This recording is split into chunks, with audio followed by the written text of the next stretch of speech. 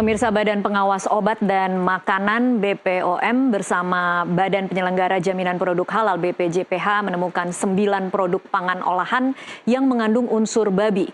Dari 9 produk itu, 7 diantaranya bahkan telah mengantongi sertifikat halal. Untuk membahasnya sudah bersama saya Kepala Badan Perlindungan Konsumen Nasional (BPKN) Muhammad Mufti Mubarok yang saat ini bergabung melalui sambungan Zoom langsung dari KBRI di Amman, Yordan. Selamat malam Pak Mufti. Selamat malam. Malam. Terima kasih Pak Mufti sudah meluangkan waktu untuk kami di NTV Prime. Tapi sebelum kita mulai perbincangan pada malam hari ini, kita akan sama-sama menyimak informasi berikut ini. Badan Penyelenggara Jaminan Produk Halal (BPJPH) bersama Badan Pengawas Obat dan Makanan (BPOM) menemukan adanya 9 produk pangan olahan yang ternyata mengandung unsur babi atau porsin. Untuk memastikan klaim kehalalan produk pangan yang beredar di pasaran, dilakukan rangkaian pengujian laboratorium menggunakan parameter uji DNA dan peptida spesifik porsin. Hasilnya diketahui 7 produk mengandung babi ternyata telah bersertifikat dan berlabel halal. Hati-hati untuk tidak dimintakan secara lisan, tapi ada tertulis dan gambar produknya masing-masing akan kami serahkan kepada wartawan yang hadir. Dan boleh juga disebarluaskan. Yang kedua, sesuai dengan aturan BPJPH juga, itu pertama kami memberikan surat peringatan. Dan ternyata baru surat peringatan pertama semuanya sudah kooperatif untuk hadir. Dan lama sekali kita putuskan untuk siaran pers. Ya, dan sebagian sudah mulai menarik produknya. Artinya ada kooperatif yang bisa kita tidak perlu mengambil tindakan lebih lanjut untuk lagi ke ranah pidana, kurungan, denda dan sebagainya. Karena semua kooperatif. Tetapi demi untuk masyarakat jangan sampai terlewatkan, maka harus kita siarkan pers seperti ini. BPJPH telah memberikan sanksi untuk 7 produk yang telah bersertifikat dan berlabel hal itu berupa penarikan barang dari peredaran. Sementara 2 produk lainnya yang terindikasi tidak memberikan data yang benar dalam registrasi produk telah disanksi BPOM berupa peringatan dan menginstruksikan penarikan produk segera dari peredaran. Dari Jakarta, Saiful Anwar, jurnalis NTV melaporkan. Ya pemirsa, dan saat ini juga sudah bergabung bersama kami Syafril Elain, anggota LBH Advokasi PP Muhammadiyah. Selamat malam Pak Syafril. Selamat malam. Iya, terima kasih untuk waktunya bersama kami di NTV Prime, Pak Syafril. Ya. Saya ke Pak Mufti terlebih dahulu, Ketua BPKN Badan Perlindungan Konsumen Nasional. Pak Mufti, mungkin silahkan tanggapannya terhadap temuan ada 9 produk pangan, ini camilan anak-anak ya Pak Mufti, yang 7 diantaranya bersertifikat halal, tapi ternyata menemukan mengandung porsin atau mengandung babi. Komentar Anda?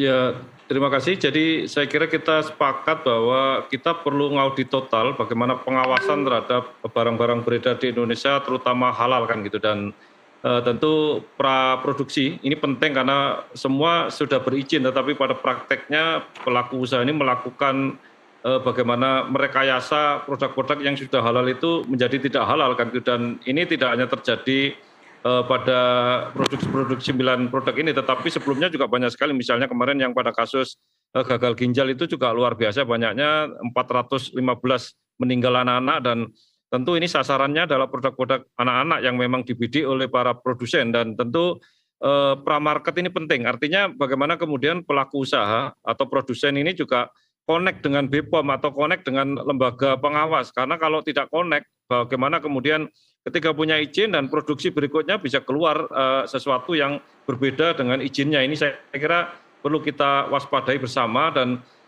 tentu terkait dengan ini maka kita usulkan dari BPKN yang pertama tidak hanya halal, tapi kita usul adalah toyib dan mubarok kan gitu, karena dasar Al-Qur'annya begitu, artinya ada landasan yang kuat bagaimana kemudian tidak hanya halal, tapi halalan, toyibah, mubarokatan ini menjadi bagian yang tidak terpisahkan dari proses izin. Dan tentu lagi-lagi kecolongan seperti ini sudah sering terjadi dan kita tidak ingin terjadi lagi ketika pada produk-produk yang luar biasa banyaknya, apalagi kosmetik, apalagi yang lain, dan ini pada makanan anak-anak yang saya kira itu tadi pra-market dan post-market ini penting. Jadi pra-produksi ini harus dilaporkan oleh pelaku usaha dan sudah beredar juga harus dilakukan laporan kepada terutama otoritas BPOM sehingga tidak ditemukan, dan kita harus sampling tiap produk-produk ini kita semua untuk menyampling terutama otoritas pengawas kan gitu. Karena kalau tidak disampling tentu kejadian ini mungkin baru sekitar 9, tapi sebenarnya banyak sekali yang terjadi. Dan ketika di supermarket misalnya tentu kita berharap ada label haram dan label halal gitu, karena memang barang-barang haram juga bisa dijual, artinya yang tidak diperbolehkan kita yang ada labelnya babi juga banyak sekali di supermarket kita. Dan ini tentu kadang-kadang kami menemukan masih campur, itu yang di pasca market kan gitu, yang sudah beredar kan gitu. Baik. Jadi dua hal saya kira yang perlu diperhatikan oleh kita semua dan oleh otoritas pemerintah terutama BPJPH dan tentu BPOM kan gitu. Oke, baik, saya beralih dulu ke Pak Syafril. Pak Syafril, kalau Anda sendiri tanggapannya terhadap temuan ini yang kemudian menimbulkan keresahan di publik, jangan-jangan ada makanan lain yang sudah bersertifikat halal tetapi saat ini kemudian dijadikan menjadi keraguan masyarakat untuk mengkonsumsi karena toh ternyata bisa ditemukan ada yang bersertifikat halal ternyata mengandung babi. Ya, kami dari Muhammadiyah mengucapkan terima kasih kepada BPH sebagai pimpinan telah menemukan 9 produk yang tidak halal atau mengandung babi. Nah, ini semua makanan. Yang kedua, bahwa ada di antaranya sudah menerima label halal. Bila dilihat dari ini, bahwa ada ketidakjujuran dari pengusaha, label halal itu tidak benar-benar diterapkan. Nah, saya berharap bahwa semua produk-produk makanan yang meskipun sudah ada label halal, perlu ada pengecekan ulang di lapangan dengan mengambil sampel di pasaran. Yang ketiga, bahwa bila mana produsen yang melakukan pelanggaran, harus ada sanksinya, apakah denda, apakah dicabut izinnya atau peringatan. Jangan dibiarkan atau setelah itu tiada apapun, tiada sanksi apapun, sehingga ini akan terulang kembali.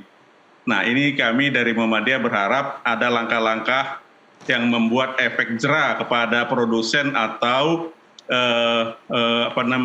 yang mengedarkan. Demikian. Baik, Pak Syafril, kalau Anda sendiri mencatatnya di mana sebenarnya celah kritis yang kemudian memberikan ruang-ruang untuk kemudian para produsen ini bisa meloloskan produk-produk yang sebenarnya tidak halal tapi kemudian masuk dalam sertifikat halal? Ya, bagi yang belum mendapat sertifikat halal itu wajib untuk ikut proses. Sedangkan bagi yang sudah dapat label halal tapi masih melanggar, saya pikir mereka harus dapat sanksi. Nah, sanksinya apa saya nggak tahu persis, mungkin Mbak BHK yang paling tahu, supaya ada sanksi agar tidak mengulangi lagi perbuatannya. Demikian. Oke, Pak Mufti, kalau Anda menilainya sanksi yang ada saat ini masih kurangkah untuk kemudian memberikan efek jera kepada para produsen? Saya kira masih kurang. Yang pertama bahwa produk-produk yang sudah mengandung babi ini harus segera ditarik kan, segera, dan kemudian pengawasannya ekstra.